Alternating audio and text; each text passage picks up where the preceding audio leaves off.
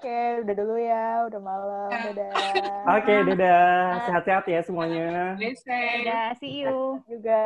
Dadah. Since the COVID-19 pandemic hit the world, the way we communicate with each other has been shifting. 25-year-old Tina Artinovianti not visited the parent in Garut with Java for several months now. However, she has been calling her parent more quality compared to before the pandemic. Dulu kan waktu aku masih bisa curi-curi waktu buat pulang, ya udahlah video callnya paling 1 minggu tuh bisa 3 kali. Sekarang tuh kayak setiap ada waktu aku jadi video call sama keluarga aku karena ya udah nggak bisa pulang. With the pandemic showing no sign of recording in the near future, we are still likely to rely our virtual meeting on interact with others. However, some limitations may keep us from regular communication with our loved ones and signal described. Biasanya orang-orang tuh kalau misalkan di video call mereka tuh nggak bener-bener banyak yang diceritain tuh.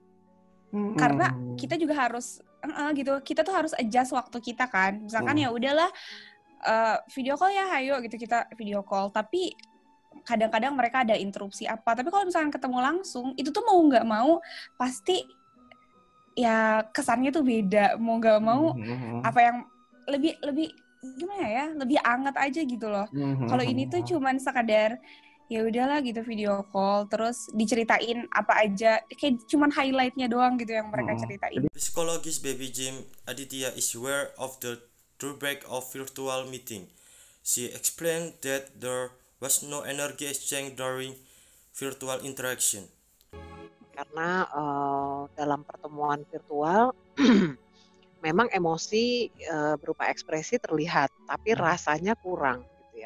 Dan dalam komunikasi kan kita tahu bahwa komunikasi itu bukan hanya verbal atau kata-kata. Non-verbal message also play a role in our communication. Non-verbal communication and gesture, face expression, tempo, intonation, activation, accent. Kalau secara virtual mungkin ada yang terdistorsi ya dari semua tiga itu.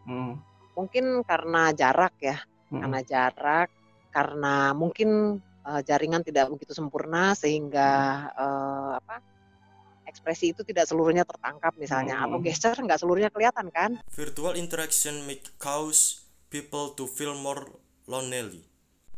But Baby said it's not so different from face-to-face interaction where we can feel lonely to fit in the midst of crowd. Kita kumpul-kumpul sama teman kita di warung kopi, ber-6, ber-8, ber-10, tapi masing-masing sibuk sama handphonenya masing-masing. Kita sibuk sama yang jauh, instead of sibuk sama yang deket kita. Mbok bertegur sapa, lu tadi gimana? Gimana kerjaan lu? Gimana ini itu? Enggak tuh. So, kenapa kita mesti ketemu secara fisik dong? Capek-capek, macet-macet ya, kalau menurut Mbak Baby. Dan actually, at the end kita merasa we are so lonely gitu, lonely in the crowd. COVID-19 has only shifted communication but also our daily breeds. Before the pandemic there was our frequent coffee shop visitor. Persis di sebelah Plaza Senayan, jadi sebenarnya hampir tiap hari nongkrong. Karena sekedar ngopi ke Starbucks atau ke food court atau ke restoran, dan itu juga kadang bosku tuh tipikal orang yang laid back kan, jadi dia sebenarnya lebih suka ngobrol-ngobrol santai, ngomongin soal kerjaan secara nggak serius, sehingga kita lebih sering makan siang di luar. Jadi kalau seminggu bisa dikatakan 3-4 kali, ya hampir tiap hari. Dan tentunya selama pandemi itu berarti kultur makan-makan itu hilang gitu ya, Dea? Makan-makan di luar itu tentunya. Iya, benar-benar hilang. The change of culture has affected many coffee shops, including Riling Coffee in Tebet, South Jakarta.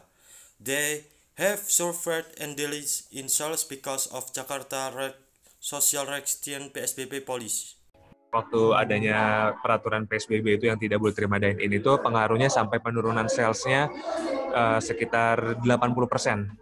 When Jakarta entered its traditional PSBB phase in early June, customers started returning to Riling Coffee. The coffee shop now produce order sitting to help customer maintain a safety physical distance.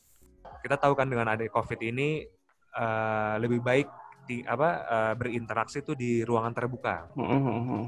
Nah, jadi kita juga rajin untuk promo kalau selain kita menerapkan protokol kesehatan, kita juga beberapa foto video kita unggah di media sosial Rulung Kopi.